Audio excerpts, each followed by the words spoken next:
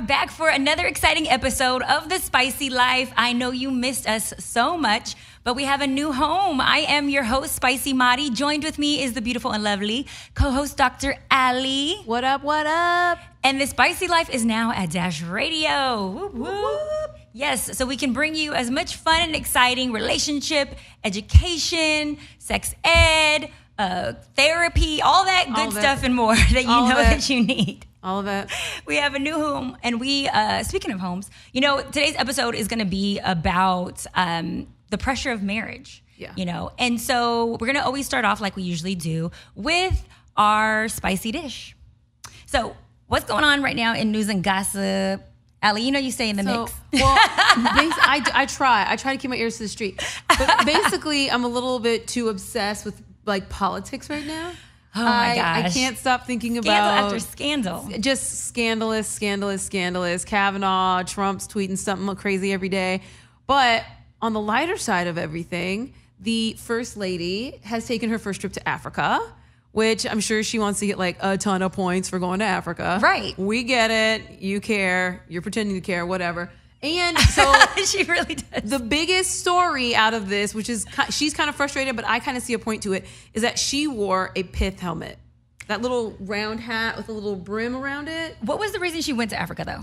So she's going to Africa on a humanitarian mission. She's trying to, I guess, connect with people there, connect with different politicians, get an understanding of the needs that particular countries have. I'm not sure exactly which countries she traveled to because we really do treat Africa like it is one big country. Right. So we don't know. So I don't even know where she went. It's a continent, and so which country specifically, we don't know. Okay. Exactly, right? But she wore this pith helmet, and everyone's talking about it, and she's really frustrated that people are only commenting on her fashion choices.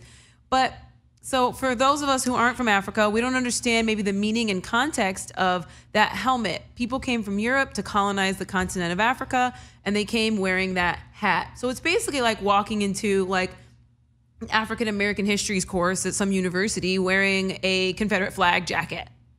Okay, so to the point that you just said earlier about her being upset that people are only commenting on her wardrobe, she hasn't necessarily set herself up for like success when it comes to thinking of her more than just the First Lady model. Exactly. So everything she does, she cares about how she looks. She's always has, you know, makeup, hair done, nails done, and she's trying to create herself into a fashion icon. So if that's what people are noticing and paying attention to, maybe the things and their feelings on policies should speak louder if you vocalize that more. But when she has opportunities to, she doesn't. It's silence. It's complete and absolute silence. So great, you're going, on this trip, but we don't believe you. Like, we need more people. We don't believe you. And the last time you were making a major statement, you were wearing a jacket that says, I don't care. Right. So it's like, stop making such bad fashion decisions.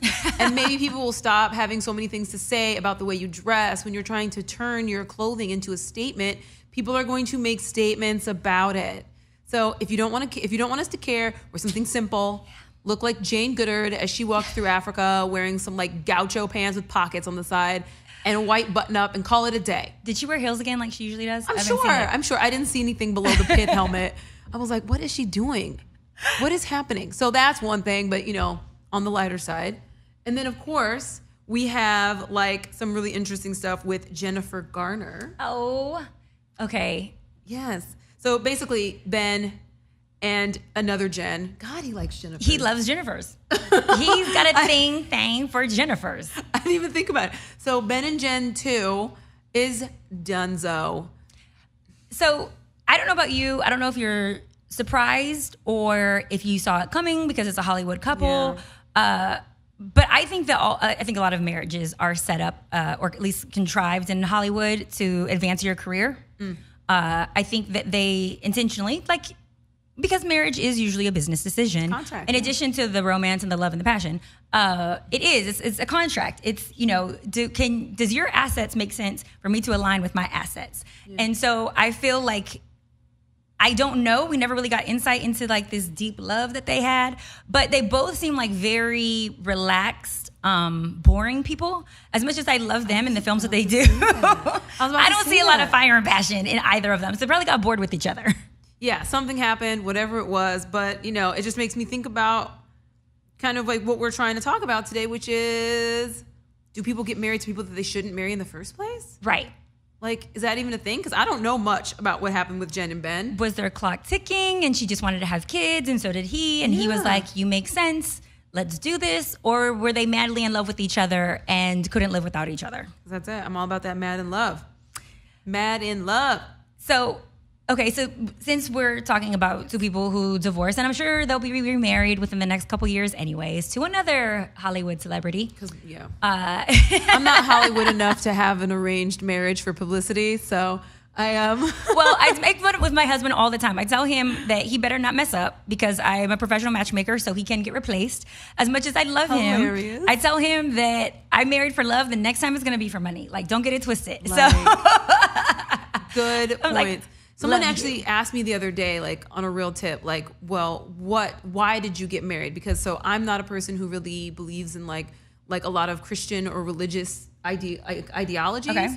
And so someone was kind of like, well, if you're not Christian and you don't really buy into like a lot of the church stuff, then why did you even get married? And I was kind of there like, I don't know. I loved him. And I guess we just felt like that was the next phase that we had to, like the next step for us. But who told you that's the next step? Society. I know, exactly. And so I really had to take like a look. Like clearly I was going to be with him no matter what, right? Whether we're married, whether we weren't married. But it was like, what was it that kind of motivated me and drove me to making the decision that like I have to marry this person in front of a group of, our peers and our family.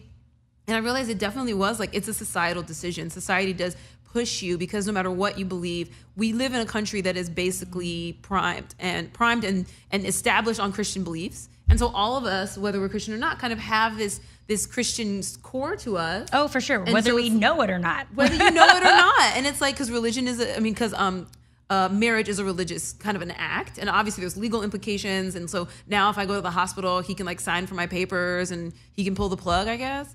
But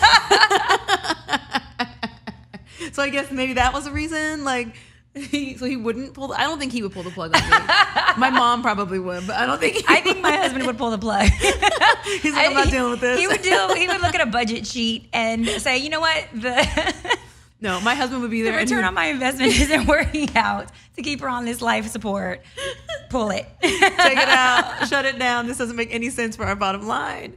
But no, seriously, that's how he would think. As much as he loves me, he would be like, but it's more than just about love. And honestly, because I love and understand him, I would tell him to do the same thing. Because at the end of the day, when you do lose a loved one, because you just brought up death, you inherit all of their bills, all of the financial burdens, the debt, everything. In addition to having to, have a funeral for them, you now are the, sole responsible person of all the finances. So I would want him to do that. It makes sense. But I say this to say that marriage, the act of marriage, the actually, going to the courthouse, having to sign all these legal documents, changing your name, this is a business. Marriage is a business. And if you think about the marriage industry, specifically the wedding industry, that is one of the biggest and best businesses. I mean, oh my God, the amount of money that people spend. The minute you say I need a photographer for a wedding, the price goes up $10,000. Or DJ. Or you say a DJ. It's like, if you're just like, I'm having a party this afternoon, not a big deal. Can you just come through and DJ just for my party? Like, it's like nothing. It's like super cheap. But if you're like, I'm getting married next month, all of a sudden they see like little dollar signs in their eyes. Oh, for sure. It's like $1 million.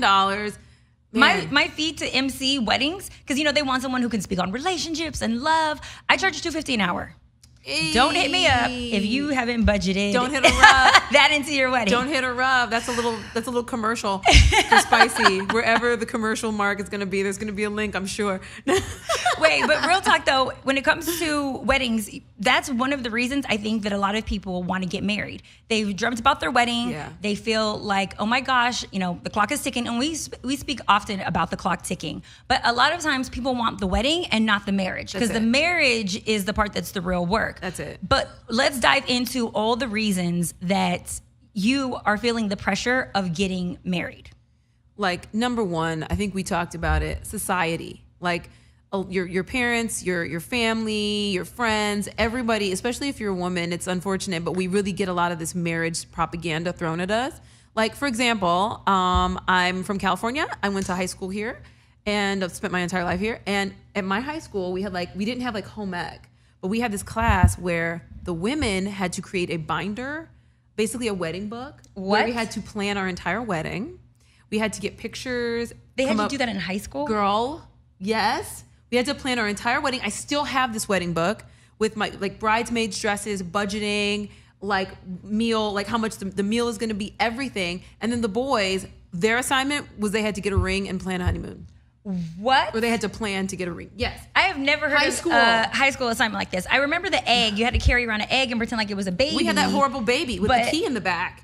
We actually had a baby that I had to like do this little, you had to hold this key in and it was like hard to hold as to show you like how hard it is to have a baby. But they have you planning for your wedding. Yeah. So I would appreciate if in the high school system, and maybe Dr. Ellie and I will have to create this, we will. a program or something where they actually teach you how to be a partner to someone, how to build relationships. This should be a part of your curriculum, not how to create and plan for a wedding or a proposal, but how to build a healthy relationship. What are the elements that you should be looking for when you're choosing a partner? What are you bringing to the table? Self-awareness. You being able to, make choices for the family. There should be a financial class that teaches you how to, budget for your family, how to create a account for your child to go to college. Like there should be a whole curriculum based on that. Like budgeting. Not planning for in the and wedding. of its, right? Like budgeting in and of itself. Are you the couple that's going to share one bank account? Right. Are you the couple that's going to have separate bank accounts and then a joint bank account? Are you just going to have, it all means something, and it's important to know kind of what you want to do when you're stepping into it, because finances is one of the number one reasons people get divorced. Absolutely. Because they communicate differently about money. They have different beliefs about money. They handle their money differently. Right. And so now you have all these issues. And so maybe sometimes you're stepping into this marriage with someone that you're not compatible with, but society has told you so many times, you have so much pressure on you. You got to get married. You got to get married. You got to get married. And so you sometimes make that decision when it's a little more than jitters. Mm-hmm. You're like not just like nervous. You're like literally petrified, throwing up in your car. Well, I know that people. I went to this mixer the other day, and they were asking me questions about how do I discuss finances with my partner, because she makes less than me. So she gets extremely defensive whenever I try to bring up to my girlfriend that, we need to start like planning for our future. So because she makes less, it's like a hot button for her and she explodes. So now he avoids the conversation altogether. And I'm like, and you guys live together and you're thinking about proposing soon. When is that conversation going to start? Exactly. When you guys get married? Because that's when it's really going to be an issue, because 50-50. What's yours is hers and what's hers is yours. Is California. It is a shared property state. It is if you have something, your partner has something, even if you're not married, In California, if you can prove that you lived with somebody for long enough and that you added to their property, you literally can get half of that person's stuff. What is that? It's like domestic... yeah, it's like domestic partnership or something. Like literally, California is not the state for you to be messing around. Like if you want to be with that person, or let's move on. But you want to make sure that you're on the same page when it comes to finances, or at least create your financial goals together. So what are our long-term goals? What are our short-term goals? How do we budget for that so that we can reach these goals? Yeah. And then sometimes people stay in these relationships or get married to somebody that they really don't want to be married to because of finances, right? So maybe that person has some finances that they want. They have some resources, even beyond money. Maybe they have property or power or relationship capital or something. And so people sometimes jump into these relationships that are just not good for them. Just because it's like, well, but he has this and she has that. So it's a comfy cushion. Oh, yeah, because I've met lots of men who've married for money. Don't get it twisted. Don't dare get it twisted. There is a lot of those, too. Absolutely. So finances, okay, so they definitely want to discuss that. They want to make sure that they have, open communication when it comes to that. Absolutely. So it's the comfort level. What's another reason that people might feel the pressure of getting married? The one that I dislike the most, but I hear a lot, is we've been together so long. But we've been dating for 5 years. We should, of course we should get married. No, if the only thing that unites you is the fact that you've been together for a long time, you Not enough reason. Yes. No, but seriously, because it's the time commitment. I hear often, I invested so much into him, like I went through so much BS, or I put up with so much of her drama, or just whatever excuse they have. I don't want somebody else to win or hit the jackpot. Now that I've built them into this great person, somebody else benefit from all my hard work and sacrifice. So I'm going to stay with this person because we're better now than we were a few years ago. But it doesn't necessarily mean that you guys should be married. You're saying also because you don't want somebody else to get them. That's not the reason that you get married. And you hear that to your point a lot. to your point about time, it's you just happen to put up with them for a very long time, but that does not mean that you are prepared for a lifelong partnership. Thank you. And I have to keep reminding people too, marriage is not a goal.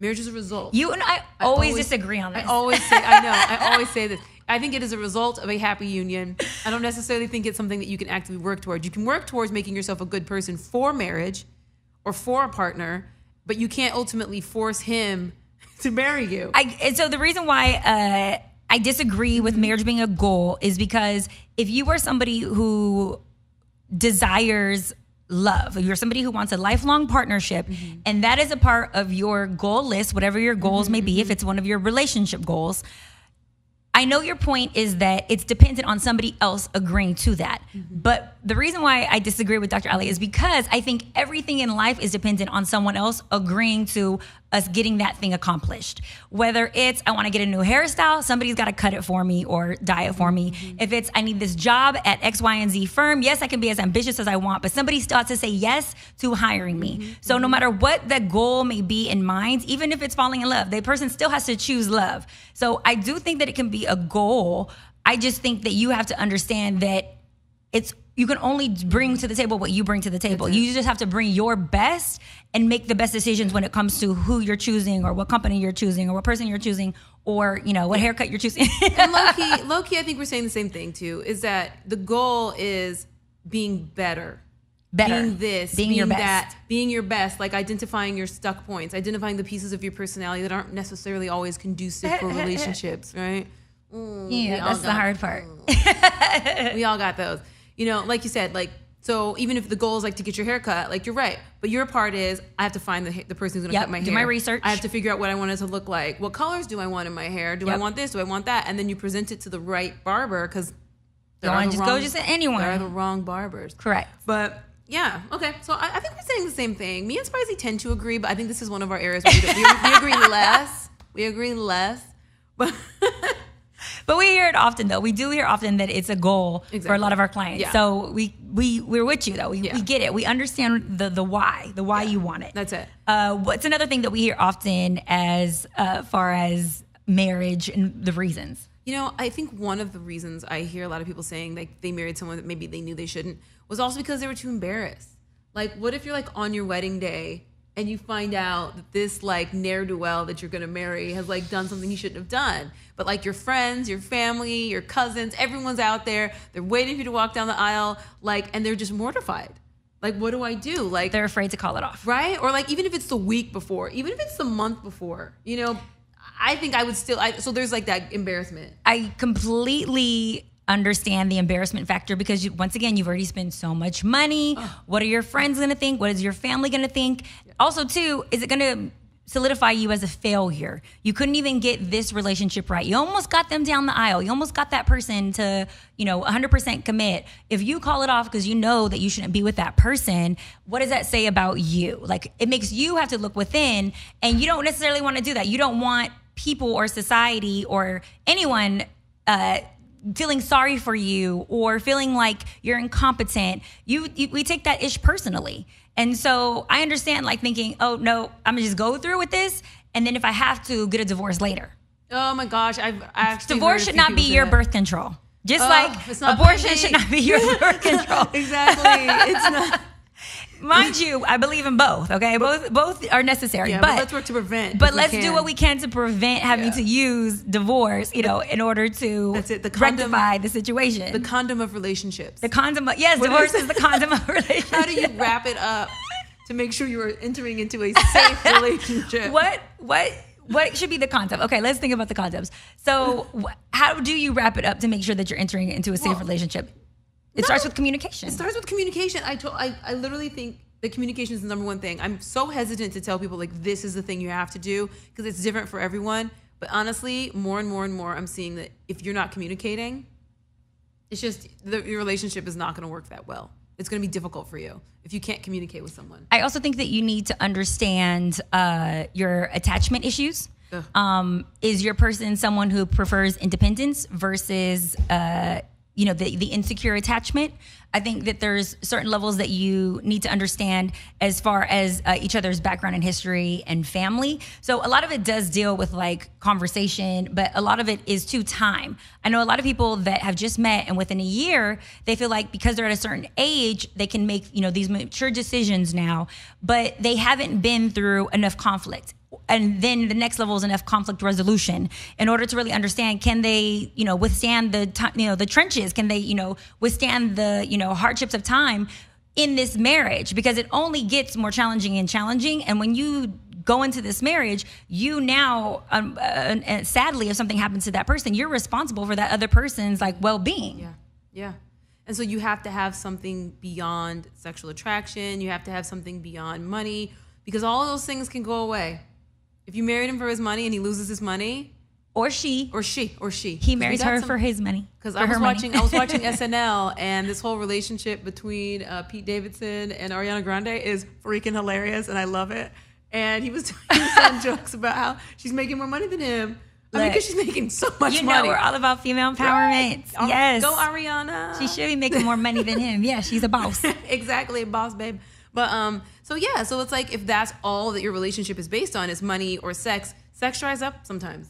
Oh, yeah. Like someone gets stressed out, someone gets pregnant. I mean, sometimes when you're pregnant, you don't feel like doing it. Or you guys are just tired. Like there's going to be times, and we'll tell you on another episode, like what to do to keep it spicy. Yeah. But one thing that I do ask people is, are you marrying this person because you actually love who they are without you? We've said that before. Is it somebody who you really care for and you love even when they're not in a relationship with you? Do you just love who the person is? And can you also be trapped in like a jail cell there with them having nothing to offer you? No clothing, no jewelry, no restaurants, just themselves and that conversation that they have. Can you do that for 10 years? If the world comes to an end and it's Walking Dead all over the place, can you survive with just that person? Are they just enough, just them as is for you? And if the answer is no, you should not be marrying them. That's it. That is such a good test just to think about. Like, what if we were just down and out on our luck, literally like zombies are walking the streets. Me and him survived the zombie apocalypse, and we're hiding out in like one of those like hunting cabins up in the mountains, and there's nothing there but the two of us. Like, are we going to be cool? Like, you got to ask yourself the zombie question. I think zombie apocalypse should be a part of the spicy life. Zombie apocalypse. SPICYZ. Speaking of Walking Dead, Walking Dead is back for those that came on last night. So of course I'm like fresh off of Walking Dead, but that mess is real though. Like, if you are experiencing challenges now, you're only going to experience more challenges. Yeah. But do you like who that person is? Because everybody always says like, oh my gosh, it needs to be your best friend. It needs to be your best friend. Absolutely. Definitely should be one of your closest friends, but they cannot be your only friend. Ooh, you cannot end the other relationships that you have in your life expecting this one person to absolutely fulfill you. Overwhelming. Will not happen. That's too much for them to bear. Exactly. You have to maintain your side friendships. You have to have, and I think that also just sometimes brings up the conversation of same-sex friends as opposed to opposite-sex friends. Yes. Like, is it okay for you to have a friend that's a guy if you're a woman, or vice versa if you're a man? And like, I think friendships are positive as long as it's not a sexual friendship, or unless your partner likes that. But I mean, I'm not here to judge. But usually it should be like purely platonic. Yes, yeah. I think that having other friends of the opposite sex is, or if you're lesbian or homosexual, maybe you have the same sex as you. But regardless, you should have a diverse group of friends that you can turn to. And it doesn't necessarily need to be about you talking about your relationship. Talk about your relationship to your partner. But what you do need is a diverse group of friends to satisfy some of those other needs. Your partner's not going to love every single hobby that you do, every single passion project that you take on. Have people who enjoy the same things as you that you can share that with, because they may just not be into what you're into, and that's okay. That's it. It's totally okay. It's good to have friends. Like, my husband will never go skiing with me. I know it. He's never going to do it. He's never going to go skiing or snowboarding. I have my ski, my snowboard, my adventure friends. My husband's not my adventure friend, right? I'm down for the adventure. Right? So you just got to have your adventure friends. You got to have your shopping friends, your brunch friends. I also don't see me and my husband sipping mimosas at brunch. So he doesn't even drink. Oh, that's right. So when Dr. Alec comes out with me, she's drinking like with me, and he's like sitting there having his, like Sprite. Yeah, his soda pop. But that's so true. So even if you want to like turn up, it's like, you got to call your friends. That's it. Yeah. But he's good to turn up with because he'll sit right there in the corner and not drink. So he's my Dezzo. A designated driver. He's my permanent designated driver. It's fabulous. Okay, so if you are having doubts and pre-wedding jitters, one of the things that we recommend is you sitting down with your trusted circle. So Allie, elaborate on trusted circle. So trusted circles. So my girlfriend, she got married and had about like 10 trillion bridesmaids. Oh, literally Lord. 10 trillion. It was cute. Biggest wedding I've ever been to. 1 trillion people showed up. So she had a special segment of her bridesmaids that was 10 women that she looked up to that had been married for years, and she referred to them as her sages. Ooh. And so, so I think there's something about having women in your life that have been married longer than you and at different intervals. Like, like I have some friends that have been married 7 years, some friends that have been married 10, 20. And then, like my parents have been married for 42 years. And so you have to have these people in your life that you can get advice from. Yeah. People who have like made it through, because your marriage is not going to be linear. Mm-hmm. There's going to be periods of time when you're going to be frustrated, periods of time that's going to be awesome, and so it's about having a group of people that aren't just going to be like, leave him, girl. Like, you can't have that friend all the time. Right. Like, sometimes you do need to leave, but you can't have that friend that's just real quick to be like, you got to go. I got a space for you in my house. I'm just going to bring you over because you got to leave. He told you what? He told you to get a job? Nope, you out. No. And she'll be the single friend that you take advice from. What? Exactly. So you have to be careful about the people that you talk to about your relationship, because for sure, all the information that you get impacts you in some way. Even if you're really like strong against other people's opinions, it still comes in and it still impacts you. So you have to be careful about who you're even getting this advice from. One thing that comes up often is, I want to have kids. I don't want to have kids out of wedlock. So I need to get married so that I can have children. How do we comfort women about that? Because if you're somebody who believes that you have to be married to have children and you want to raise the child in a 2-parent home, which studies do show that if you raise your child in a 2-parent home, they are more likely to be successful and have more success in their relationships and marriage. So if there's that added pressure of, the clock ticking, what can we do to make them feel better about that? Because then they're just jumping into a marriage just so that they can have some children. Yeah, and that doesn't make anybody happy. I think that is a really difficult one, because as women, we have a different pressure than men do when it comes to procreation. Mm-hmm. Men can have kids up until the end of their lives, which actually a lot of studies are showing that autism is possibly in some way, shape, or form linked to old sperm. Oh. And not so much. Yeah, there's a few studies it's that say that. It's not us, it's them. I know. There's a few studies that have said that. Obviously, a lot more research needs to be done. Right. But anyways, that's neither here nor there. But I think one of the first things I have talked to when I've had friends who have like brought this up is looking into the medical routes of egg freezing mm-hmm. so that you can kind of decrease some of that anxiety. Because one thing about anxiety is it keeps you from making really great decisions. Oh my gosh. Think about the last time you were anxious and how great the decision you made after that was. Do not make decisions based off of fear, because fear will have you jacked up all the time, And so once I've noticed when people freeze that egg or those few eggs, I'm not sure exactly how the process goes. I'm not sure how many they freeze. Then you start to see people kind of calm down a little bit, because now they know they have like maybe another 10 years mm-hmm. instead of like, they're bumping up against 46 and now they're worried maybe they can have their kid up until their 50s or something like that. So that's number one. And then the next thing is obviously identifying and kind of understanding where they get this feeling that that maybe they couldn't co-parent. Mm-hmm. Like, could co-parenting be a thing? Could you be with someone that you really respect and trust? But then at the same time, it's like, well, why wouldn't they marry you? I don't know. This is a hard one. Well, then you can also flip the question, though, if just because you have children with someone, shouldn't they now be obligated to marry you? Because if you have a child out of wedlock, does that mean that person should be your wife, or does that mean that person should be your husband?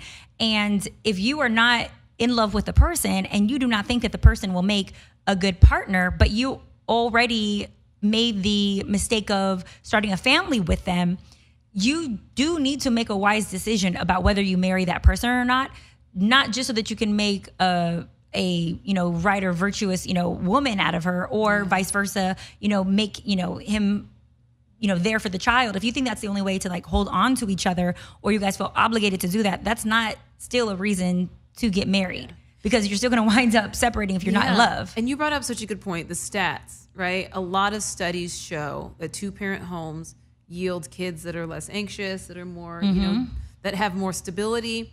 And so I would want to know, like, and maybe I'll have to do this research by the next episode, looking at what about co-parenting homes? Maybe parents that aren't married, maybe they have issues with each other, but there's this new trend of basically the kid lives in one space and mom and dad have separate apartments. Okay. And one parent lives with the kids in the main home, and then they switch off. They both live in that home. So the kid's not bouncing homes. The parents are going back and forth.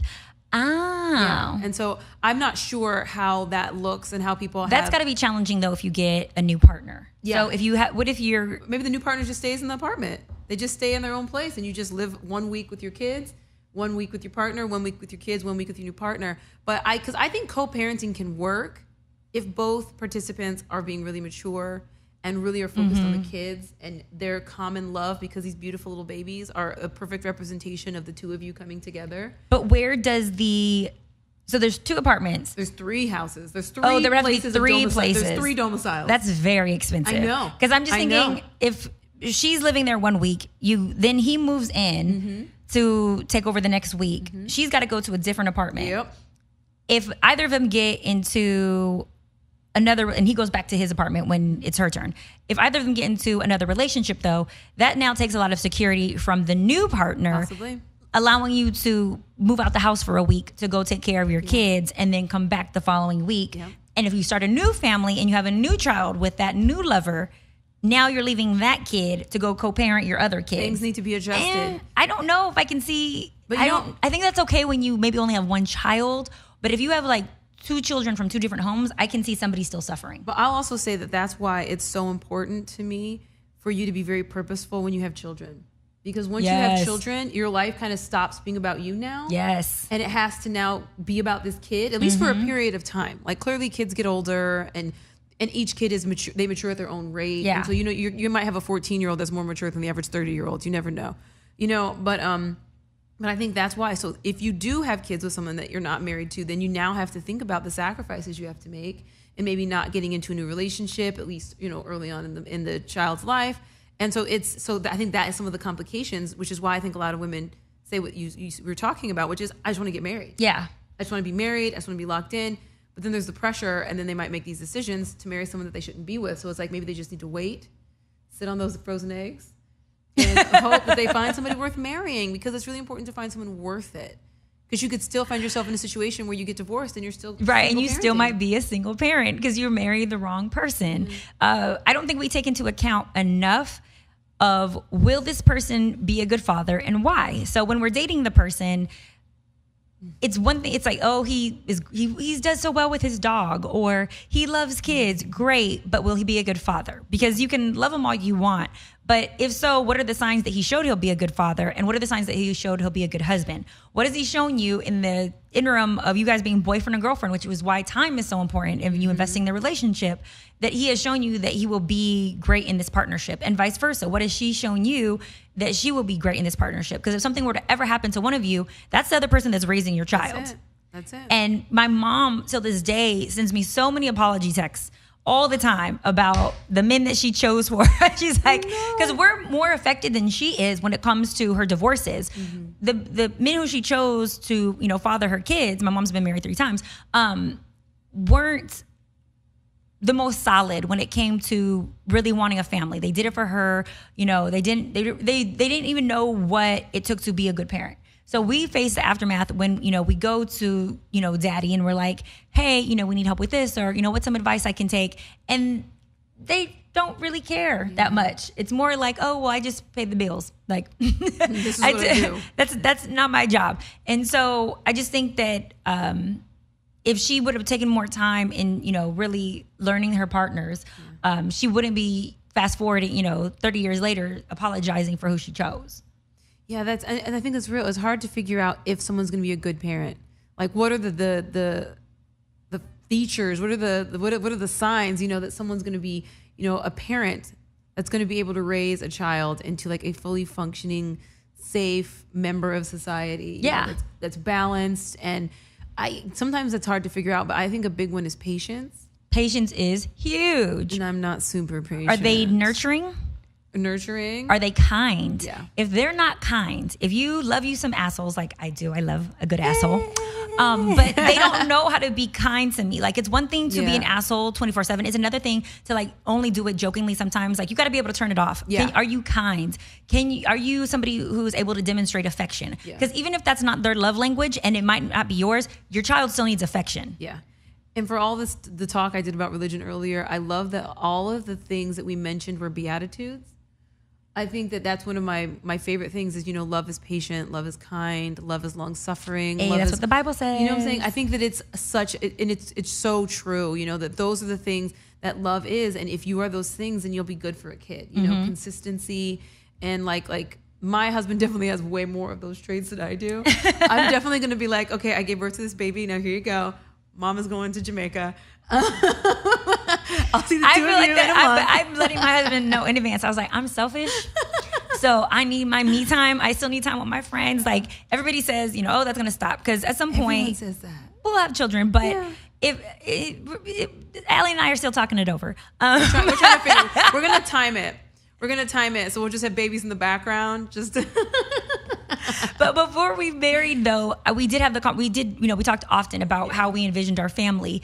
And I purposely, and I'm not recommending that people do this, but I purposely chose someone who came from a 2-parent home, who at least saw that dynamic in a healthy place, and then watched his behavior and how he showed love to his parents, so that way I would understand, is it mirroring how he gives it to me? Yeah. And what is their relationship with him? How do they show him love? Because this is what he's going to like recreate with our children. It's habitual. And so it's something that, it's based on your environment, it's learned behavior. But don't get me wrong, you can still come from a 2-parent home with parents who love you and still be a jacked up person. But it's also how he treats me. I think Jeffrey Dahmer had both of his parents. See? I think the guy that was eating people. Yeah. Yeah, I'm pretty sure he had 2 very middle class, like successful parents. So it can happen where you can be raised totally right, I guess, quote unquote. Not everyone can see my quote fingers, but I'm hoping you can hear the quote fingers on that. But yes, things can still happen. Like, I noticed I babysat my niece. It was my first overnight babysitting, I guess. And I was 100% petrified. I was like, what if she chokes? What if she just it's scary. I mean, she was like, let's go on the balcony. I was like, no, because you're going to fall tonight. This will be the night. So you're recommending borrow a baby. Borrow a baby. So I got out a lot of my anxiety, and I really noticed, like, I remember she was like, she had fallen asleep, and I just looked at her and I was like, she is just the most beautiful little thing. I was just like, oh my God. And I feel like my mom gene got kicked on in that moment. Oh, that's when you felt it. I was like, oh my God. I was like, when am I ovulating next? Am I maternal? Yeah, I was like, do I have this? So, so I feel like there is something in you, especially if you tap into it. And one thing that I do believe is that if you worry about being a good parent and you try to make yourself a good parent, then you'll end up more or less not ruining your kids because you actually care. Yes. You're a person who works to seek out knowledge, to find information about, like, okay, what is best for kids, preschool, what do I need to do to get them ready for school? Like, the fact that you're even worried about it means that you're okay. So decrease your worry a little bit, because the one thing kids need more than anything is happy parents. Oh my gosh. Happy. Yes. That they need happy This parents. is a key point to what you should determine before you decide if this person is a husband for you or a wife. Yeah. Are they happy? Yeah. If they're a happy person, you guys can then be happy together if you're a happy person. But if only one of you are happy, if it's not something that the other person can work on to make themselves happy, then you might not want to work through that. Because if they're just an unhappy person, they're only going to make you miserable. There's always one stronger person in the relationship whose personality is going to be more dominant and transfer over, because that's just what happens in relationships. And so if they're having a bad day and you're having a good day, guess who's going to make you have a bad day too? Because misery loves company. And that's it. Because negative tends to rub off on positive more than positive rubs off on negative.